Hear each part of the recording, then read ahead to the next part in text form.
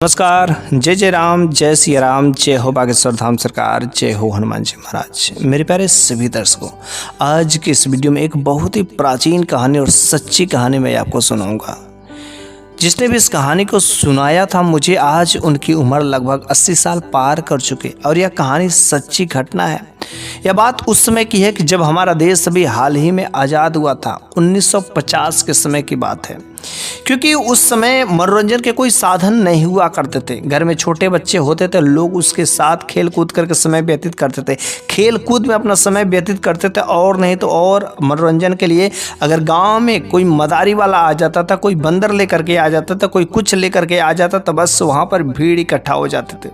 तो ठीक उस समय एक गाँव की बात है, उस गाँव में अक्सर जो एक मदारी वाला आया करता था। और उस समय की जब बात है कि जब मदारी वाला आते थे तो पूरे के पूरे गांव वाले इकट्ठा होकर के खूब अच्छे से देखते थे, मज़े लेते थे और उसके बदले में सिक्के, थोड़ा बहुत चावल आटा दिया करते थे। ये उस समय का दौर था, क्योंकि उस समय हमारा जो कोई सिनेमा हॉल, कोई ये सिनेमा का उतना ज़्यादा प्रचलन नहीं था। हाँ था ब्लैक एंड वाइट का, लेकिन वो भी हर जगह अवेलेबल नहीं थे। जैसा कि आज हर हाथ, हर घर, हर हाथ में ये जो चीज़ें अवेलेबल आज है, लेकिन उस समय ऐसी कोई व्यवस्था नहीं थी। तो एक गांव था, जिस गांव में जो अक्सर एक मदारी वाला आया करता था। उस मदारी वाला के पास में एक बंदर था और एक बकरी था और एक रिछ था, रिछ भालू। वह इन तीनों जानवरों को अपना एक्टिंग सिखाया था। जैसे जैसे कहता था वैसे वैसे करता था। सबसे पहले तो वह बंदर से शुरुआत करता था।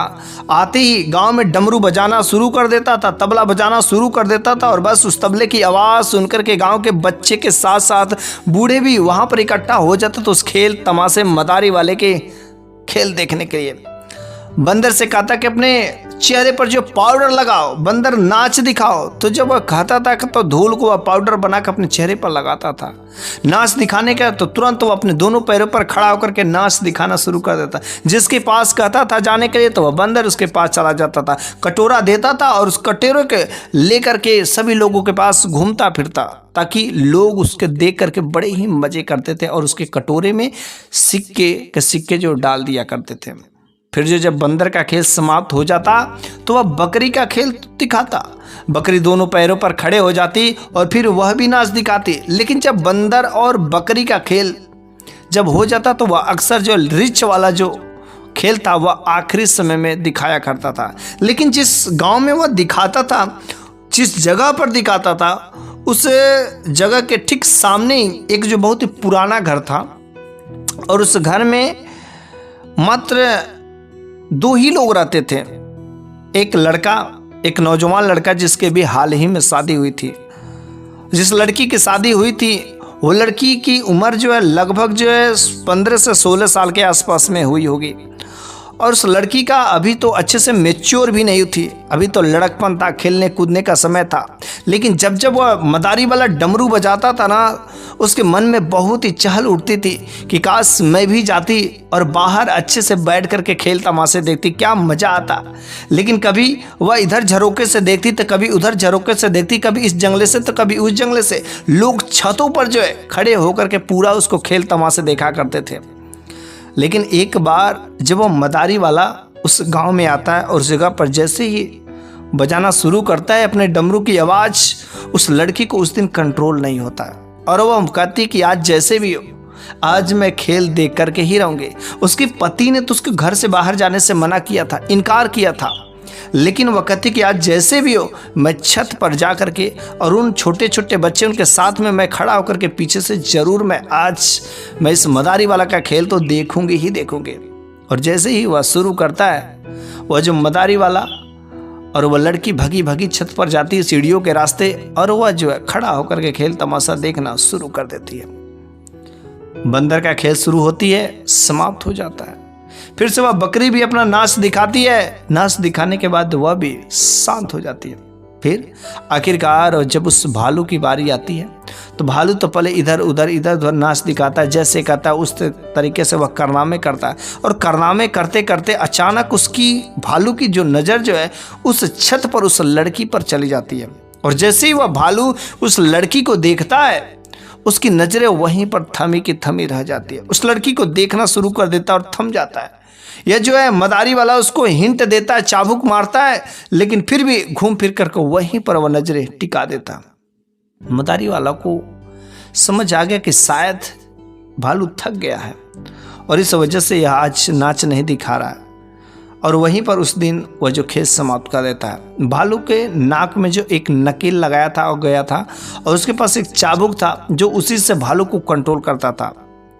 और वह गांव काफ़ी बड़ा था, उस गांव में अच्छे खासे उसकी कमाई हो जाती थी, इसलिए अक्सर वह 3 दिन 4 दिन बीतता था और वह खेल तमाशा दिखाना वहीं पर आकर के शुरू कर देता था।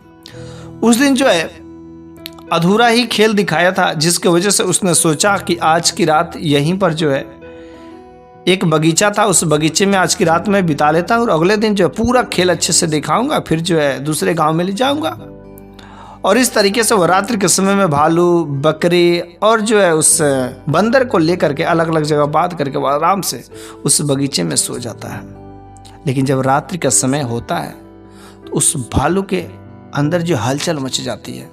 इधर मदारी वाला मस्त सोया रहता है, लेकिन जिस भालू की जो रिच रहता है उसका हलचल हो जाता है और जिस रस्सी में बांधा गया रहता है उस रस्सी को काटना शुरू कर देता है और धीरे धीरे उसको काट करके कुतर देता है और उस रस्सी को छोड़ा करके भाग जाता है और भागते उस घर पर जाता है जहां पर उस लड़की को देखा था। चूंकि डायरेक्ट वो छत पर तो नहीं चढ़ सकता था, इसलिए उस घर का दरवाजा जो जाता है भड़भड़ाने लगता है, मारता है, पीटता है और काफी देर तक उसको खोलने की कोशिश करता है, लेकिन चूंकि अंदर कुंडी लाग था इस वजह से दरवाजा खुल नहीं रहा था। लेकिन जो उधर अंदर उस लड़की का जो पति था उसने सुना कि अरे बाहर लग रहा है, इतना रात्रि के समय में दरवाजा कौन भड़भड़ा रहा है, कौन आवाज कर रहा है, दरवाजा को कौन खटखटा रहा है। वो जो आवाज लगाता हुआ आता, अरे कौन है कौन है कौन है, लेकिन कोई आवाज नहीं आता, केवल दरवाजा पीटने की आवाज आती है। और वह काफी समय तक बोलता, अरे कौन हो तुम बताओ तो, लेकिन केवल दरवाजा पीटने की आवाज आती है। वो थोड़ा भयभीत जरूर होता है, लेकिन हिम्मत करके कहता कि चल ठीक है दरवाजा खोलकर देखते ही आखिर है तो है कौन। और जब उस लड़की के पति ने जैसे ही दरवाजा खोला, सामने देखता करे ये तो रिच, ये तो भालू, इतना भयानक, क्या होगा। और भालू तुरंत उसके गर्दन पर एक पंजा मार करके आगे बढ़ पड़ता है। वो तो वहीं पर गिर जाता है और जैसे ही गिर पड़ता है वो डायरेक्ट उस लड़की के कमरे में चला जाता है। चूंकि दरवाजे सब खुले हुए थे और जब उस लड़की के कमरे में जाता है तो वह तो सोई रहती है, लेकिन उससे अपने दांतों से पकड़ करके घसीटते घसीटते उस मदारी वाले के पास में लेकर के चला जाता है। उस लड़की का नींद खुलता भी है, लेकिन जब वो अपने आप को देखती कि भालू के चंगुल में, भालू के पंजे में मेरा कपड़ा जो है लपेटा हुआ है और वो मेरे को खींच करके घसीट करके ले जा रहा है, वो तुरंत डर के मारे बेहोश हो जाती, मूर्छित हो जाती। और इधर जब इसके पति को कुछ देर बाद वह अपने आप को स्थिति को सही पाता तो वह गांव में घर घर जा करके दरवाजा खोल करके लोगों को बताता है, अरे उस मदारी वाले का भालू आया था और मेरी पत्नी को लेकर के घसीट कर गया, मेरी पत्नी को मार देगा। पूरे के पूरे गांव वाले लाठी डंडा लेकर के गए, लेकिन जैसे ही जो भी मारने की कोशिश करता वह भालू उसके ऊपर हमला कर देता। डर के मारे कोई भी उसके पास नहीं जाता और धीरे से चुपके से उस मदारी वाले को जगाते हैं। वो मदारी वाला तो मस्त सोया रहता है, उसको कुछ पता ही नहीं कि हो क्या रहा है। पूरे के पूरे गांव वालों में तहलका मच गए और उसे कुछ पता नहीं। लेकिन जब उस मदारी वालों को जगाकर किसी ने बताया कि देखो ना तुम्हारा भालू उस लड़की को लेकर के, उस की बीबी को लेकर के खींच करके लेकर के चला आया है, उसने कहा क्या बात करे। वह देखता है तो मदारी वाला भी बड़ा हैरान रह जाता कि आज तक मेरे इस रिच ने कभी कोई ऐसी हरकतें नहीं की, लेकिन आज क्या कर दिया। वह सोचता कि मेरा भालू है, शायद मेरी बात मानेगा। लेकिन जैसे ही वो उस लड़की को छुड़ाने के लिए जाता है, वह भालू उस मदारी वाले के ऊपर भी अटैक कर देता है और उसे दौड़ाता है और किसी तरीके से मदारी वाला अपना जान छुड़ाता है। बड़ी हैरान हो जाता कि आज इस भालू को हो क्या गया। गांव वालों ने काफी लाठी डंडा लेकर के, जाल ले करके उसे मारने के लिए दौड़ाया, तब जाके कहीं वह उस लड़की को छुड़ाया और लड़की को छुड़ा करके वह जब पति अपने घर पर ले गया। अब तो उस अपनी पत्नी को बड़े ही सावधानी से, चूंकि उसको भी खरोच लग गए थे और गांव वालों ने मना कर दिया कि अब जो है इस गांव में खेल दिखाने के लिए मत आना, कुछ दिन इंतजार कर लो, जब वो भालू की स्थिति सही हो जाएगी, शायद भालू पागल हो गया।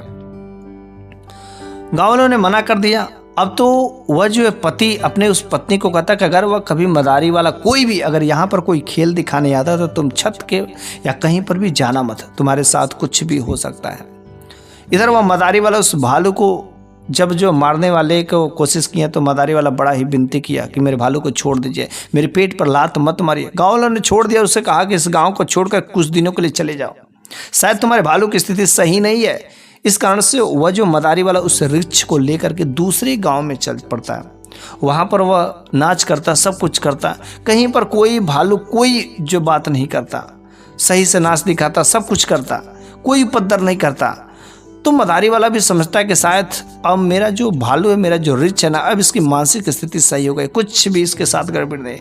1 महीना इधर उधर करता, लेकिन उसकी अच्छी कमाई नहीं हो रही थी, क्योंकि जिस गांव में वो अक्सर दिखाया करता था वो काफ़ी बड़ा गांव था और वहाँ पर अच्छी खासी कमाई भी हो रही थी। 1 महीने बीत जाते हैं तो वह हर जगह देखता है तो भालू तो कोई भी हरकत नहीं किया रहता। वह समझता है कि भालू की स्थिति भी सही हो गई है और फिर से हम उसी गाँव में चलते हैं।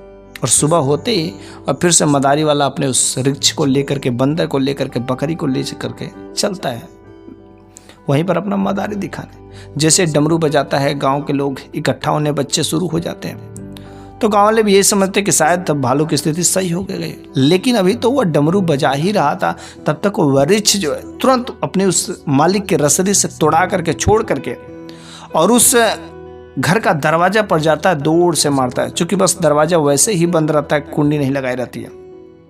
और जैसे जब घर के अंदर प्रवेश करता है तो चूंकि वह दोनों पति और पत्नी मिलकर के खाना बना रहे थे, रोटियां सेक रहे थे, लेकिन जैसे दोनों जब उस रिछ को देखते हैं तो दोनों जल्द से उस कमरे में भाग जाते हैं। और जैसे कमरे में भागते हैं तो उसकी कुंडी को जो है बंद करने की कोशिश करते हैं, लेकिन बंद नहीं हो पाता है। और तब तक जो है उसकी पत्नी वह एक बॉक्स में घुस करके उसके पति ने उसको बंद कर दिया।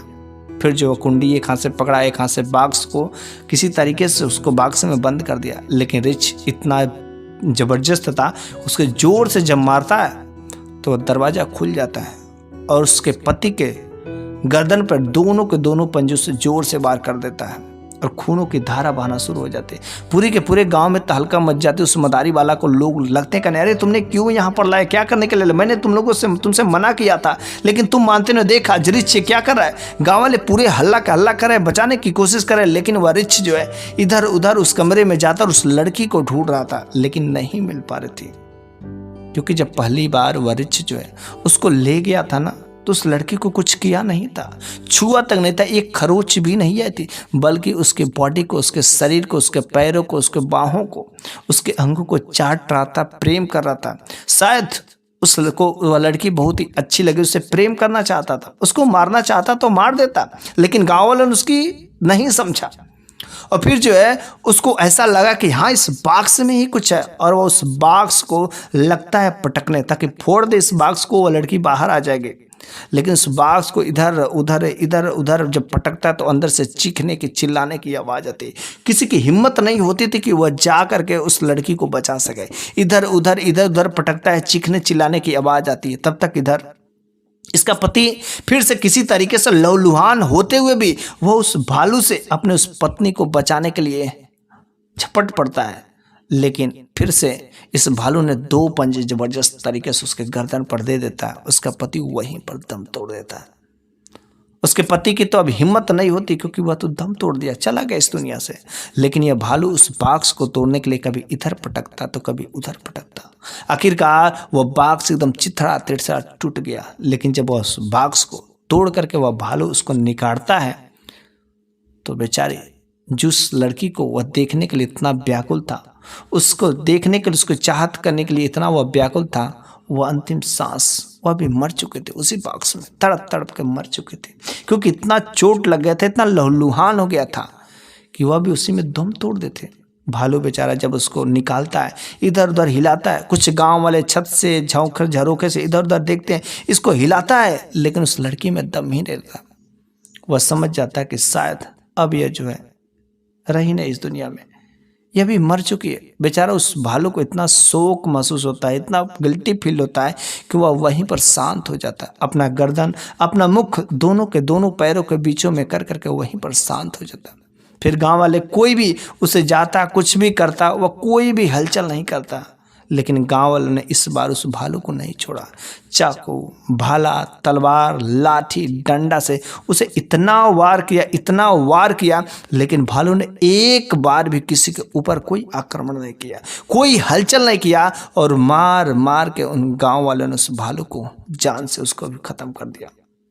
लेकिन शायद उन लोगों को नहीं पता था कि भालू उस लड़की को मारने के लिए नहीं, बल्कि उस लड़की से प्रेम करने के लिए, उस लड़की को चाहता था, प्रेम करता था, उसके नज़र में बस गई थी। इस वजह से वो उससे मिलने के लिए बहुत ही व्याकुल था। शायद पिछले जन्म में उन दोनों का प्यार रहा होगा, और इस जन्म में वह भालू उसको पहचान लेता है, देख लेता है, जिसकी वजह से वो उससे मिलने के लिए बहुत व्याकुल हो जाता है। लेकिन उन गाँव वालों ने उसके प्रेम को समझा नहीं, उस जानवर को प्रेम को समझा नहीं। शायद आपके साथ अगर ऐसी समस्याएं आती है, इस तरीके से घटनाएं घटित होगी, तो आप क्या कर सकते हैं? वास्तव में हकीकत में यही है कि कोई भी यही समझेगा कि हाँ, वह जो है राक्षसी है, वह जो इंसानों को मार करके खा जाएगा, मार देगा। इस वजह से गाँव वालों ने ऐसा किया, और सबको डर लगेगा ही लगेगा। ये तो आम बात हो जाती है, क्योंकि सबको अपने प्राण बहुत ही प्रिय होते हैं। इस तरीके से यह जो रिक्ष और उस लड़की की जो प्रेम कहानी है ना, यह तो यहीं पर समाप्त हो जाती है। लेकिन जो यह सच्ची घटना है, और अक्सर जो पहले के ज़माने में इस तरीके से हुआ करते थे, और ऐसी मैंने जब कहानियाँ सुना तो हुआ कि मैं भी हैरान रह गया। उस बूढ़े दादा ने मेरे को यह बहुत ही ज़बरदस्त और भावुक होने वाली कहानी थी। मेरे को तो बहुत ही मज़ा आया था। अब पता नहीं आपको ये कहानी कैसी लगी है, अच्छी लगी कि नहीं लगी? आप अपना जवाब जो कमेंट बॉक्स में ज़रूर दीजिएगा कि आखिर इस भालू की, इस रिक्ष की प्रेम कहानी आपको कैसी लगी। तो बस आज की वीडियो यहीं पर समाप्त होती है। अगले वीडियो में मैं फिर से एक नई शानदार कुछ ऐसी ही ज़बरदस्त कहानियाँ लेकर के हाजिर हूँगा। तब तक के लिए धन्यवाद।